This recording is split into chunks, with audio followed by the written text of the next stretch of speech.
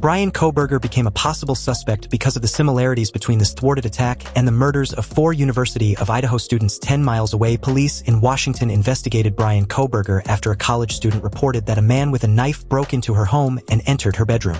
The incident happened on October 10, 2021.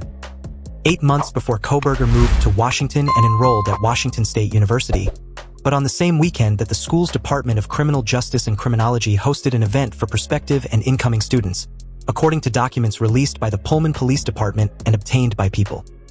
Authorities launched an investigation into Kohberger as a potential suspect less than 2 weeks after his arrest for the murders of 4 University of Idaho students just 10 miles away in the town of Moscow. The police report in the Pullman case and probable cause affidavit in the Moscow murders detail 2 very similar suspects targeting very similar victims in a very similar setting at almost the exact same time with the same weapon. A 20-year-old student called 911 to report that she woke up in the middle of the night to find a masked man with a knife entering her bedroom. People is choosing to withhold the name of the female student because of the nature of the incident. That man then positioned himself at the foot of the bed, seemingly unaware that the female was now awake, at which point the female forcefully kicked him in the stomach. The armed intruder then fled the home, according to the young woman. At no point did the intruder speak, and the roommate whose room was on the same floor of the home later told police that while she did not see anything, she did hear someone loudly running up the stairs.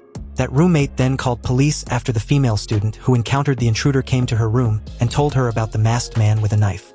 Police developed a few leads at first, but they all had alibis at the time of the attack, and within a few weeks the case went cold. Then a possible break in the case came 14 months later when Sergeant Christopher Engel began to investigate Kohberger as a possible suspect on January 10, 2023.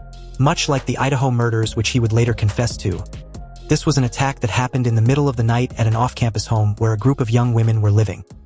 The 4 residents of the home in Pullman were also all sorority sisters, and just like Kohberger did during his attack, the intruder wore a ski mask and brandished a knife when he broke into the residence.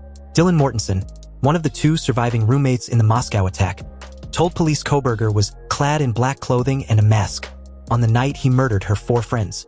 What's more, both Kohberger and the suspect in this case entered the residences through an unlocked back door.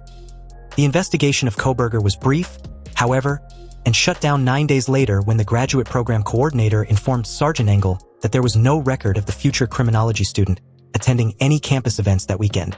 Police did not appear to look into the possibility of Kohberger going on a non-sanctioned visit that weekend, which would have been while he was enrolled at DeSales University in Pennsylvania. Kohberger would finish out his graduate studies at that school in May 2022, and by July was living 2,500 miles away in Pullman preparing to begin his doctoral studies.